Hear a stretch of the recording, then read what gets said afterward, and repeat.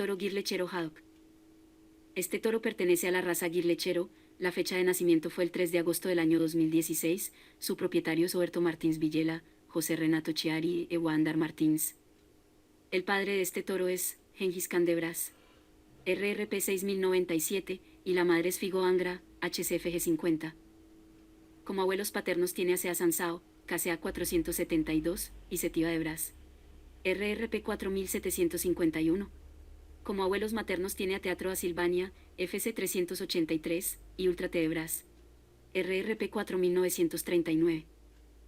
La raza Gir expresa su potencial productivo con menos alimento y sufre menos la restricción alimenticia, ya que su requerimiento, metabolismo e índice de consumo de alimentos son menores en comparación con las razas taurinas, requiriendo menor reposición de alimento. La cabeza de los ejemplares Gir tiene un perfil ultraconvexo, debe ser mediana, delgada y seca, con una frente ancha y un cabestrillo echado hacia atrás. El hocico es negro, ancho, húmedo, con fosas nasales dilatadas, labios gruesos y firmes.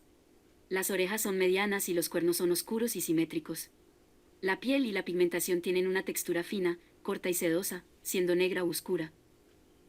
Este toro participa en la prueba de progenie de Embrapa. Los resultados de la prueba de progenie se darán a conocer el año 2026, dispone de genética sexada, este toro transmite a su descendencia beta-caseína 2A2. Si quieres adquirir la genética de este toro, en la descripción del video, te dejaremos los datos de contacto del distribuidor autorizado.